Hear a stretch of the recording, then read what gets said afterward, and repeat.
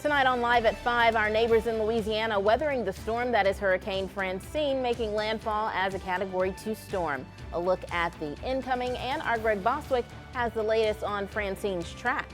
ExxonMobil conducting an after-action review of yesterday's shelter-in-place notice for the Charlton Pollard community, where some say the notice left them more panicked than calm. Plus, a new millionaire made in Texas today by way of the Mega Millions drawing, where that lucky ticket was sold, and how much the winner can take home. Live from the KFDM studios, you're watching Live at 5 on KFDM Channel 6. Good evening, everyone. Thank you for joining us. I'm Aaron Drawhorn. And I'm Kimberly Roosley. At this hour, Hurricane Francine is moving through Louisiana as a Cat 2 storm.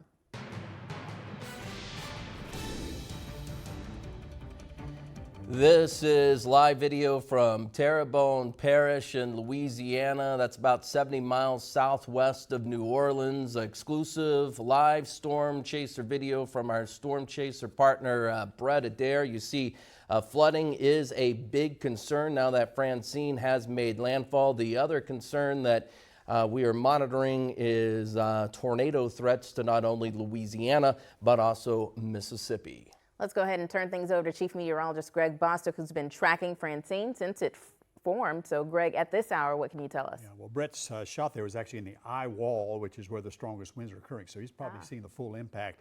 Some of that was storm surge, probably some of that flooding we saw there. But it is onshore now, moving up into the area southwest of New Orleans. We'll take a look at that in a second. We also have some showers in our area right now. Rather dark clouds out there looking back to the northwest from Beaumont Emergency Hospital. There are, again, a few showers in the area right now. Temperatures have been very pleasant today, 78 at West Harton. They've had a little bit of rain the last hour, 0.4 of an inch of rain so far today. A gust there to 21 miles per hour.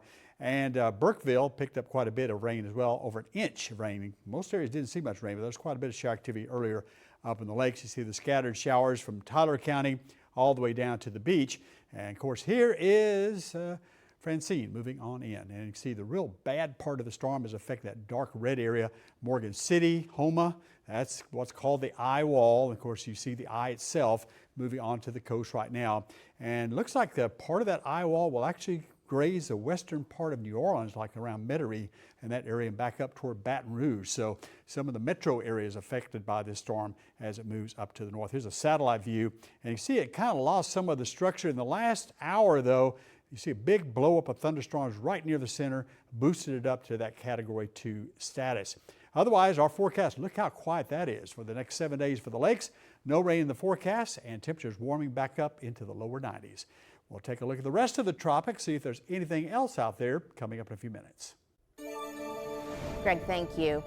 Even though Cameron Parish will now be spared from Francine's wrath, wind and waves can be seen and felt on Cameron Beach today. In New Iberia, the town bracing for impact all day. A convoy of water vehicles getting ready to respond to whatever Francine brings. The roads already ponding this morning. Businesses tonight closed and boarded up, all out of precaution. And in New Orleans, roaring waters with waves slamming Lakeshore Drive in the city this morning. The area is not a stranger to storms, with many parts of the town still in recovery from Hurricane Katrina back in 2005. Both Louisiana and Mississippi have declared states of emergency. Janet Shamlian is in Gulfport, Mississippi. Dangerous winds lashing the Louisiana coast, with Hurricane Francine bearing down on several states along the Gulf. Take this storm seriously. It is a serious storm.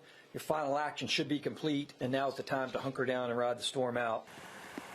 Forecasts calling for widespread flooding and potentially deadly storm surge. Of course, we stand ready to answer whatever Francine delivers to us.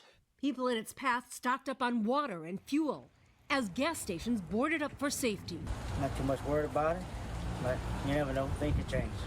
Several parish governments ordered evacuations of low-lying areas. I don't want anything to happen to me.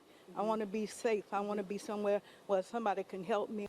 This is the marina in Gulfport, Mississippi. Even though this community is under threat from Francine, boat owners are bringing their vessels here from further west, hoping to seek protection from the storm. Just wrapping up my jib sail in the front, making that more secure, and getting another wrap around my mainsail.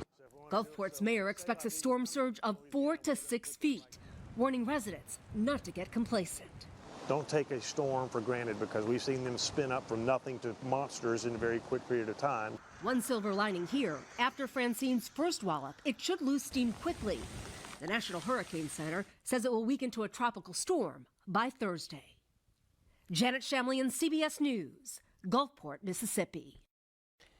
KFDM is your weather authority. We are on air on KFDM.com and on social media. You can count on us here on TV, your smartphone, and your computer all hurricane season long. New developments tonight following yesterday's shelter-in-place notice for the Charlton-Pollard neighborhood. The ExxonMobil plant manager confirming they are now conducting an internal after-action meeting to review how they conducted the emergency situation. Meanwhile, Beaumont Mayor Roy West addresses concerns with the shelter-in-place notice the city issued after being notified by ExxonMobil. KFDM's Erica Harris is live in studio now, taking a closer look at how decisions were made before the Charlton-Pollard neighborhood was put on notice.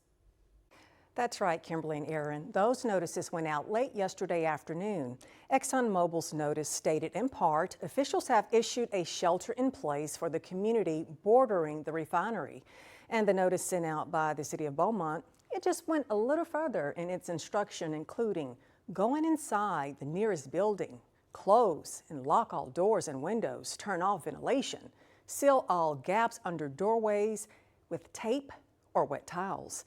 ExxonMobil plant manager Mike Mustian and Mayor Roy West both agree there is room for improvement to make sure neighbors get as much information as possible in a timely manner and answer that also in pressing question, why?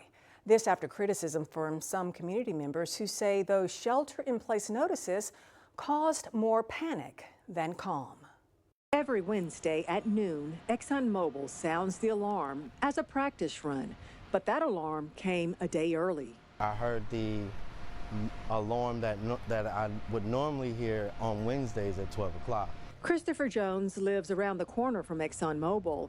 He is also the president of the South End Charlton-Pollard Greater Historic Community Association. He says the shelter-in-place notices sent out by ExxonMobil, Stan, and the city of Beaumont was not clear, and it caused more confusion. Extreme measures being communicated to you as such, and our neighbors know that many of our homes are extremely old, so that's a lot of tape and a lot of wet towels to protect yourself, to protect your life. Again, it created a great sense of panic and frustration. Mike Mustian is the plant manager at ExxonMobil. He says there is always room for improvement. And we're always learning. I mentioned the after action review. We want to get better. We want to better notify. We want to work with our partners better. You can usually always improve. Beaumont Mayor Roy West is also head of the city's emergency management. One reason we're doing an after action report with ExxonMobil to help improve processes and systems. Moving forward, do you think it'll also be more effective to give more clarity, for instance, like maybe maps or zones in a certain neighborhood that would be most threatened by a potential release from the plant? Absolutely, absolutely. Christopher Jones emphasizes that Charlton-Pollard Elementary is not far from ExxonMobil.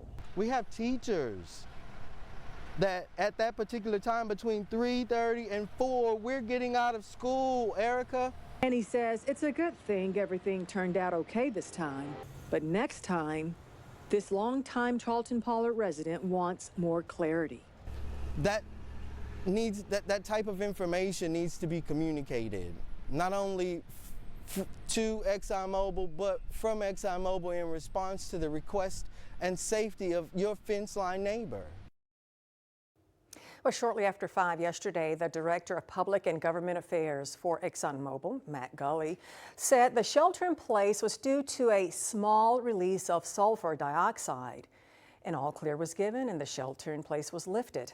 Mike Mustian with ExxonMobil says after their internal after-action meeting today, he is inviting the City of Beaumont and Jefferson County emergency management officials for an external after-action review by Friday. Live in studio, Erica Harris, 6 News. Erica, thank you. The family of a man found dead in Rose City hopes his suicide raises awareness about mental health issues and resources for black men. 31-year-old Evan Bryant, described by his aunt as quiet, gentle, and creative. Bryant drove trucks for a living, and his family reported him missing when they didn't hear from him for a few days. On August 30th, the Orange County Sheriff's Office located Bryant's body in the woods behind Gateway Travel Plaza in Rose City. Bryant's aunt says he struggled to process the death of his grandfather. They believe Bryant pulled over at the truck stop before walking out into the woods and sadly taking his own life. Now the family is using his story to amplify the conversation about black men's mental health so Bryant's death will not be in vain. Evan's a father of an 8-year-old son, and we do not want him to grow up unable to have conversations about how he feels on the inside, on his good days and his bad days. So we are determined to help change this narrative in our community. They show up at the bottom of the list when it comes to how much they're actually willing to report what they're dealing with. So you have a lot of people that are suppressing, a lot of our black men that are suppressing their issues until they explode. Bryant is survived by his son, his father, siblings, and other family members. More information on mental health resources for black men and the organization Bryant's family is starting will be available over on KFTM.com. A new company is now running the Medical Center of Southeast Texas, and it's about to become the new owner. The bankrupt Stewart Medical Group is selling the Port Arthur Hospital to Healthcare Systems of America based in California.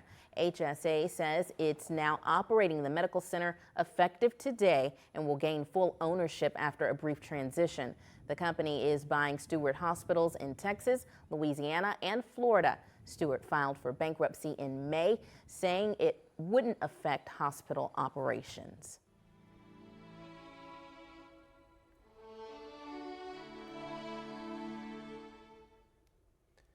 Today is a solemn day in United States history. 23 years ago today, America was attacked by terrorists.